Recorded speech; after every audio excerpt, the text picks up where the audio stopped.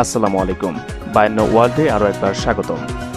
প্রয়োজনে বাংলাদেশ সীমান্ত সিল করে ভোট, বলছেন ভারতের কেন্দ্রীয় স্বরাষ্ট্রমন্ত্রী অমিত শাহ। ট্রাম্প অন্তত ৭৫ দিন পরাজয় অস্বীকার করে হাঙ্গামা বাঁধাবেন, মার্কিন গণমাধ্যমের খবর। এদিকে বাইডেন জয়ী হলে ইরান ইসরায়েল যুদ্ধ হবে। এই খবরগুলোর বিস্তারিত সহ জো বাইডেনের উত্থান নিয়ে একটি বিশেষ প্রতিবেদন দেখতে পুরো ভিডিওর সাথেই থাকুন।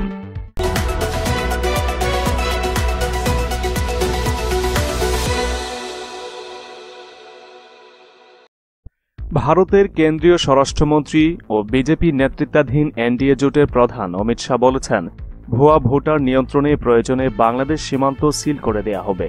গতকাল শুক্রবার নিউটাউনে হোটেল ওয়েস্টিনে মালদহ, নদিয়া ও দক্ষিণ ২৪ পরগনার বিএসএফ কর্তাদের সঙ্গে এক বৈঠকে একথা বলেন তিনি।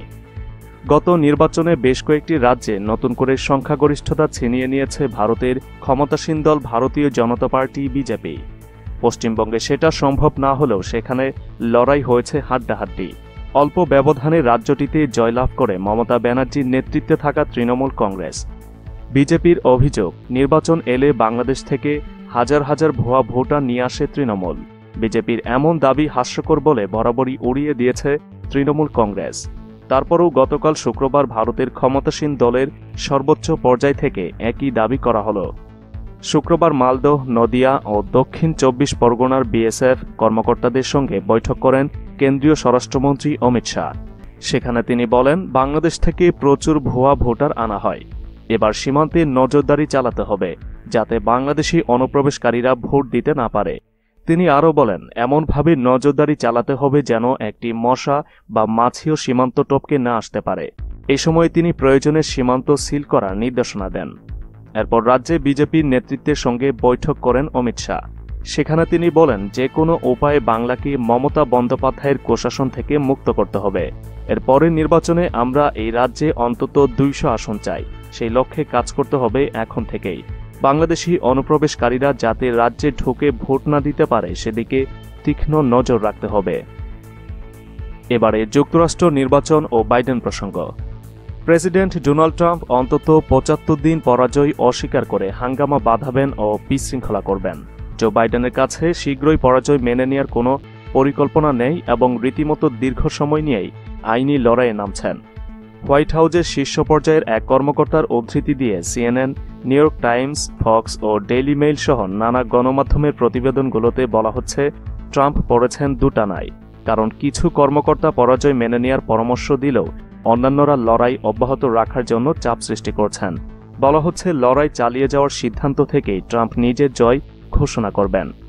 এরপর তার আইনজীবীরা একাধিক মামলা করতে শুরু করবেন। বাইডেনের সম্ভাব্য শপথ না হওয়া পর্যন্ত অনিবার্য পরাজয়ের বিরুদ্ধে ট্রাম্পের আইনজীবীরা এই লড়াই চালিয়ে যাবেন।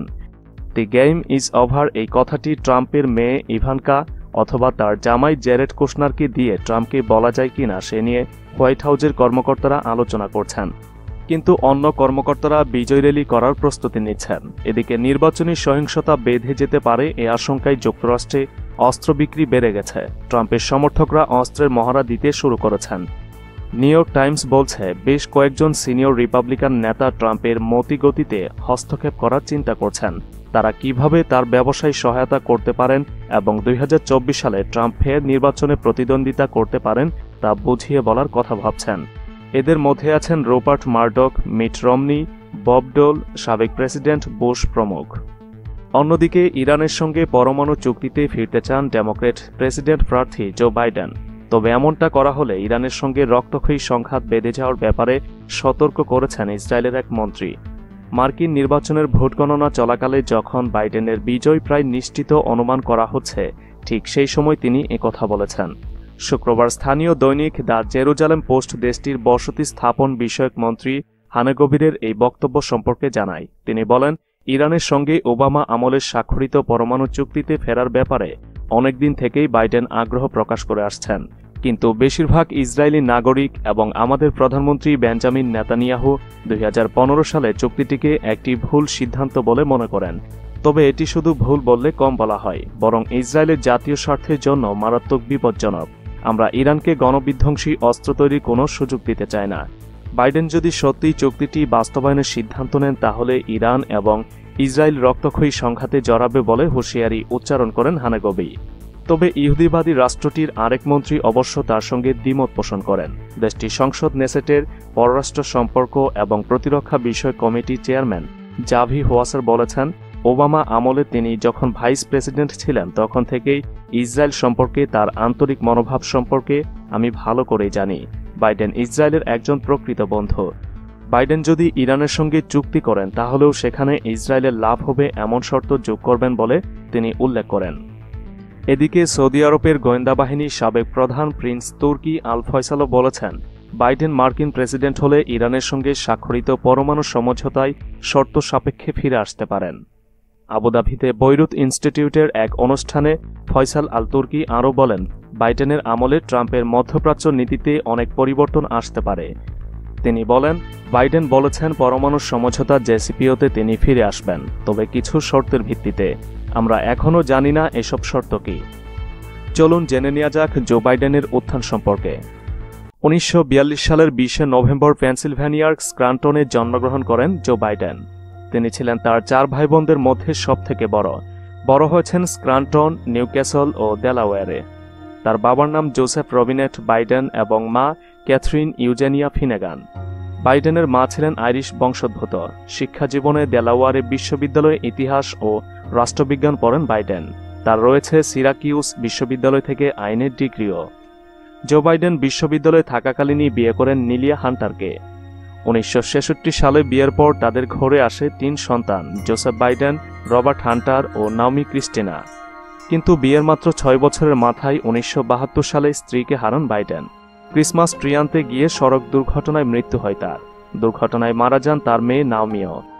2015 সালে তার বড় ছেলের মৃত্যু হয় ক্যান্সারে আক্রান্ত হয়ে।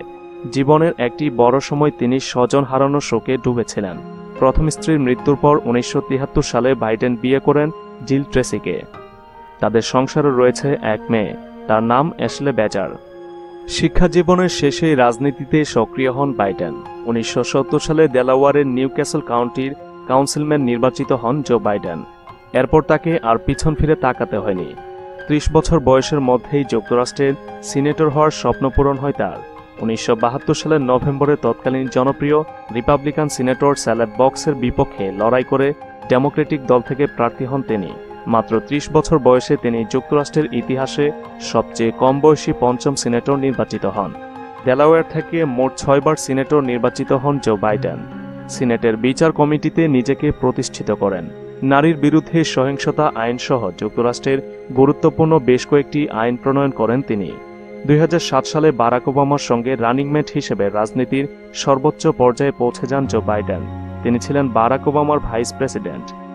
2009 থেকে 2017 সাল পর্যন্ত তিনি এই দায়িত্বে ছিলেন। 2016 সালে ডেমোক্র্যাট দলের মনোনয়ন পাওয়ার আগেই সরে দাঁড়ান তিনি। রাজনৈতিক জীবনে বাইডেন পররাষ্ট্র সম্পর্ক বিষয়ক আমেরিকান সিনেট কমিটিতে কাজ করেছেন দীর্ঘদিন। সিনেটের এই কমিটির সভাপতি হিসেবে 2012 সালের অক্টোবরে যুক্তরাষ্ট্রের রিপাবলিকান প্রেসিডেন্টের ইরাক যুদ্ধে যাবার বিষয়টিকে অনুমোদন দেওয়ার সিদ্ধান্ত ছিল তার উপর। ইরাক যুদ্ধেও বাইডেনের সমর্থন ছিল জোরালো। তবে ইরাক যুদ্ধের পর বামপন্থী রাজনীতির দিকে ঝুঁকে পড়েন বাইডেন।